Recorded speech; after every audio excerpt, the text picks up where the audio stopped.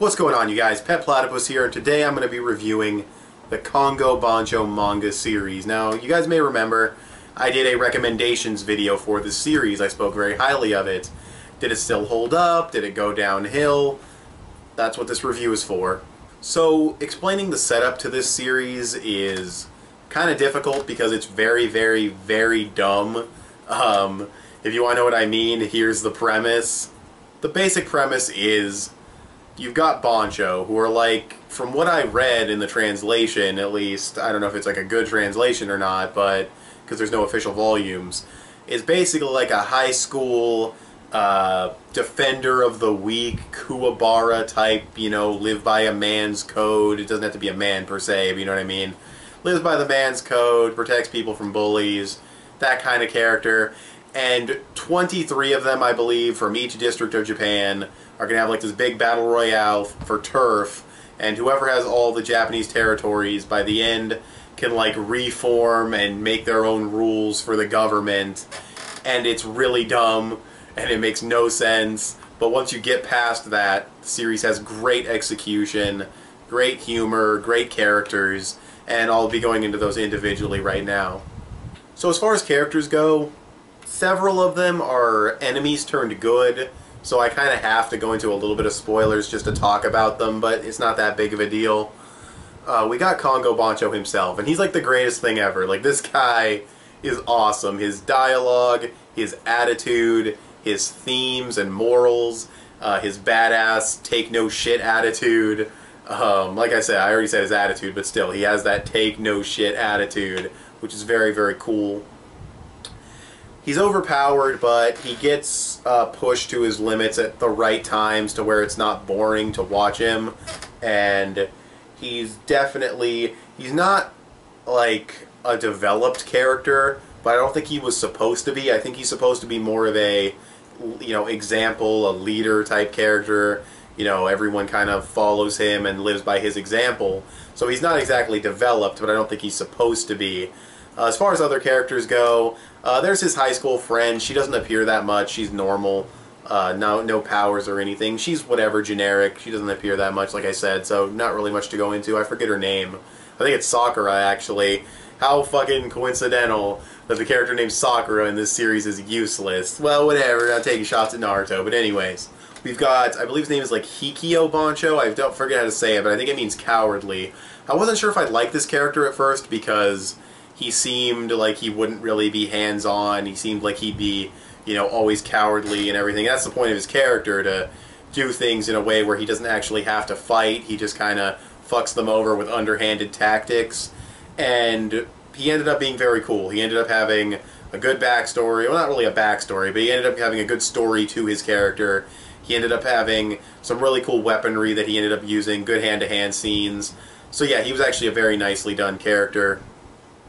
We also had, oh my god, I don't know how to pronounce his name, but he's like a monk, and he can basically shoot precise, powerful blasts of air due to like a condition he has with his lungs. Because there's always some kind of weird, bullshit medical reason for why some of these characters have these crazy abilities that make no sense, but whatever, it's fake science, fake medical conditions. And he can blow air, which sounds bullshit, but it's actually pretty cool when he does it. But he is the butt of a lot of jokes. He's very comedic relief. But he does just get some good moments. I'm not going to spoil anything, but I will talk about it in like a spoiler section. But he does get some really cool moments throughout the series. We have, it starts with a G. I don't know how to pronounce it once again, but she's basically super strong and very, very durable. Not to Kongou Banchou's level, but she's still durable and very, very strong because of like a muscle condition. She swings around these giant wrecking balls. She's a fun character. I like her a lot. Kind of weird how she starts off looking like this and then ends up looking like that throughout the majority of the series. Like, she looks normal and then she looks chibi and like a kid, but she's supposed to be in high school, and it's just kind of weird. Part 4 of JoJo is doing that too. It's very weird. Like, two characters now started off looking like normal people, and then when they reappeared, they were like little chibi versions. Why do that? Is that like a manga thing that I've never seen until now? I don't know, but yeah, kind of weird, but mostly a nitpick. She's still a cool character. I still like her quite a bit. one of the other main characters, I believe his name was Banchou, I'm not really sure how to pronounce it. He's a swordsman, and he kind of looks like a chick. I mean, he really looks like a chick. And I don't like that. I don't like when male characters look like females. It's just a huge nitpick for me, but not a nitpick, but like a pet peeve of mine for, you know, anime and manga. But his swordsmanship's really cool. He definitely does some really badass stuff towards the end of the series, and even early on. So yeah, he's a cool character and a cool swordsman. He gets some development, kind of growing closer with the group and actually, you know, accepting them as more than just, you know, comrades, but actually as friends. So he gets some character development. And that's pretty much the entire main cast, so now I'll go into, like, the technicals. Okay, so for the technicals, we have pacing, which I'll go through very quickly because there's really not a lot to say. I didn't read the series one chapter at a time, week by week, so I don't know what the pace of the series was overall, but going from chapter to chapter, reading it and marathoning it, I didn't feel like any chapters wasted too much time. A lot of them are action chapters, so they're kind of different. You know, you can't really judge too much on story progression with pure action chapters, but still, it's hard to talk about the pacing, but I thought overall it was okay. But again, can't really judge it that well without reading the series one chapter at a time, week by week, not knowing what's going to happen. So that's the pacing and everything. The actual artwork is very good. Very, very, very few times did I not know what was going on in a panel. The artwork is very well drawn, very nicely detailed. I mentioned it in my recommendation video, I believe, but there is this thing where he'll throw a punch and it looks 1,000 times bigger than his fist's normal size. Like, he's a big dude, but there are times where he punches somebody and his fist, like, engulfs their whole body, and there's no way his hand is that big. And it isn't that big. So it's just kind of weird in the artwork, you know, category, I guess you could say. But it's like a nitpick. I think it's cool sometimes. Sometimes it's weird, but not that big of a deal at all. Not even really a negative. Just, he chose a certain style with his artwork. At least I believe a guy wrote this. I don't know. He chose a certain style with his artwork that is cool, but it's, you know, I can see why some people would like it or wouldn't like it. But, yeah. So as far as artwork goes, I'd give it a pretty solid score. It's definitely well drawn and everything. So, yeah. So now I guess I'll talk about the overall story structure. I told you the premise of the story and everything, but the basic structure is, it's not as simplistic as Stardust Crusaders, if you've seen JoJo, where it's like stand user after stand user after stand user after stand user. But it does have a Banchou after Banchou after Banchou after this group of Banchou, this group of Banchou. Oh, these new super Banchou organizations showed up, now we gotta fight them. And some allies, or not some allies, some enemies turn into allies and all that. There is stuff like that. You know, it is really fight after fight after fight with, you know, learning more about each character, seeing more of their abilities. As I said, there is some character development here and there. One character who starts off as a snobby asshole in high school, he ends up becoming a pretty likable character, actually. He doesn't appear much. He was kind of underutilized, but he ends up becoming a pretty likable character and a well-developed character. But yeah, that really is kind of my problem with a few of the side characters, that I do feel like they were a little bit underutilized overall, but not that big of a deal, you know, considering, but yeah, but I'll go into more of those characters in the spoiler section.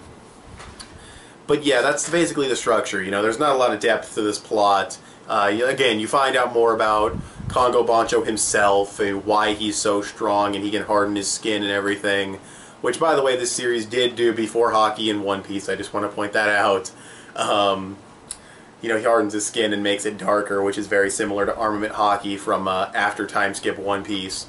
But anyway, yeah, so you do find out more about him and everything, Kongou, what he is and all that stuff, and his family and everything. It's just, it's not the most deep or complex, blow your mind plot, but it gets the job done. So, you know, that's the story structure. So I guess I'll go into spoilers, since I really want to talk about some of the really cool moments. So yeah, if you haven't seen the series, I'll probably give it like an 8.5 out of 10.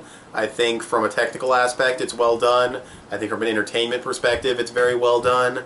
It's got a few too many friendship speeches for my liking, which I usually like 0 friendship speeches. So that's not to say that there's a lot. There's only like 5 maybe. I'm probably forgetting a few, but there's not very many friendship speeches. It's just, for me, I don't like friendship speeches at all, so the fact that they're there bothers me a bit. but still, it's not going to detract from the series getting an 8.5 out of 10 for its great artwork, huge enjoyability, fantastic main character, overall presentation. You know, just get past the really dumb setup and premise and some of the dumb things later on, and it's just a very, very fun, cool, just don't take it too seriously series.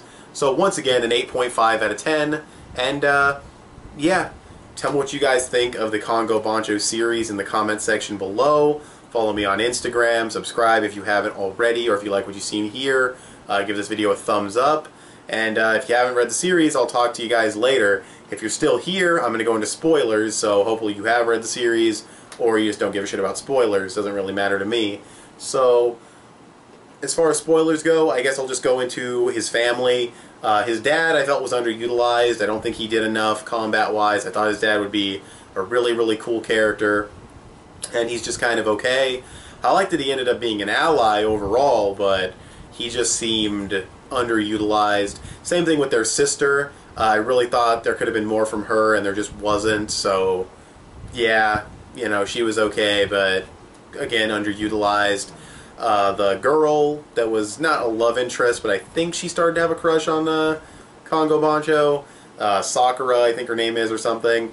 She's meh, you know, she doesn't appear enough. I felt she was underutilized from a character standpoint. Her sister, her little sister, gets way more things to do in the series, connecting to the story and everything, so that's kind of weird. But yeah, so there's a few underutilized side characters I thought could do a little bit more, but they're side characters. What are you going to do? It's not that big of a deal. So I guess I'll go into the story arcs. The Machine Banchou arc might be one of my favorite arcs in Shonen, and I know that sounds like ridiculous overhype, but this arc, that arc to me just, it screamed fucking fantastic. Like, am I the only one? Like, maybe I'm overrating it, but Machine Banchou and his character development and his backstory, the way the little girl tied in and their relationship, Kongou actually losing a fight for like the first time in the series, and his violent mode, which was so badass, and the giant skyscraper robot. I mean, the action was great. The threat level of Machine Banchou was great. It was just a really well executed arc. It came in to the story at the perfect time. It had a great, very sad, emotional ending, and it was fantastic to me. I won't say it's like, I'll take back saying one of my favorite arcs in Shonen. That's a little bit too much, but it's probably one of my favorites in the series, if not my favorite arc in the series. So yeah, I really, really like the Machine Banchou arc. The final arc was really, really good too, seeing all the final battles. That was one of the things I was talking about with the swordsman Banchou, when he starts fighting his former student partner guy, and he starts shaving off pieces of the sword that his other guy is using and throwing them at him. Like, he'll chip it off and it would fly at the dude like a bullet. Very, very cool swordsmanship. I've never seen that before. That was very awesome. Kongou Banchou being like this crazy prehistoric, like, megalodon human, incredibly durable and powerful, and I guess they, you know, they can harden their skin and everything, and they just kind of ignored the evolutionary line. They basically, all they did was just make themselves smaller to fit in more with society, but they really didn't change like everything else did and got smaller and weaker. They just kind of stayed extremely overpowered. So I think that's cool. The fact that they're like involved with a lot of Japan or the world's big changes, that's a little dumb. Again, there are dumb things throughout the story. You know, you just kind of look past them and enjoy the series for what it is and don't take it too seriously. The final battle between him and his brother, it was good. I could have done without the Godzilla scale, but seeing him punch his brother around the planet was really badass. Like, really, really fucking badass. But yeah, I mean, the whole giant Godzilla scale and the planet about to blow up and you have to hit the core with enough force. Cool sacrifice for his brother, but it's just, meh, I don't know. They didn't need to get that big, in my opinion. It would have been cool if they just had like a violent mode fight where they both went into like a violent mode and just fought each other, but whatever. It's still a cool final battle, and it's still a cool sacrifice with, you know, high stakes and huge scale. Let's see, what else is there to talk about? The one dude, okay, this is like early on, but I just loved this scene where there's this pretty boy Banchou, and he's like throwing flowers everywhere, and he's like, oh, look how beautiful I am, and all these ugly people don't have to be a part of my fucking beautiful new Japan that I'm gonna make, and you know, because of the dumb premise. And Kongou Banchou just punches him in the face. This amazing tooth-breaking dent to his face, fist imprint, and he's like, don't fucking litter because of all the flowers everywhere. That was hilarious. I laughed out loud. Fantastic. The way he just dispatched that guy instantly was fantastic. I mean, I think he came back in that arc, but the way he just beat the shit out of him so fast was awesome. Yeah, I was pretty shocked when those kids almost died in like the last arc. Like, you just see the explosion and you're like, oh my god, did he just kill like 10 kids right now? And it turned out they lived, they got rescued. It's a shonen, so I'm not like that disappointed that they weren't dead, but I was like, damn, if you killed these kids, you have some balls. So that was cool. And there was that one chick whose power was like completely unexplainable by any means of like medical anything. She just was like able to imagine anything and just transform her body. I think there was some explanation, but that was like an extremely overpowered ability, and it was cool, but it was, whoa, like how the fuck can you even do that? I loved the shark Banchou, by the way, too. I loved the Megalodon shark Banchou that was like ridiculously huge, but he still had the Banchou coat on. That was hilarious and awesome. So I liked him, but I'm really trying to like think of a few more things to talk about spoiler-wise, and I can't really think of anything. Oh, the butler was cool. He's like honorable mentions, badass old guy level. Like, he was really cool. I liked the butler a lot. He was cool in combat. He had a cool backstory with Kongou Banchou's dad and everything. So, yeah. I really have to wonder how that works. Like, Kongou Banchou's dad and their mom. Because there's like a size difference there that's fucking absurd. So I don't know how that works. Don't want to know how that works. But they had kids somehow. I don't fucking know. But, yeah. I don't know. It's pretty much all I have to say. I'm just kind of rambling. So, I already did my outro before, but I'll do it again. I'll give the series an 8.5 out of 10. Very, very good. I hope you guys check it out if you haven't already. If you have checked it out, thanks for watching this video. Tell me what you guys think of the Kongou Banchou series in the comment section below. Follow me on Instagram. That would be very cool. Subscribe if you haven't already, or if you like what you've seen here, give this video a thumbs up. That would be great, and it would be much appreciated, and I will talk to you guys later. Bye.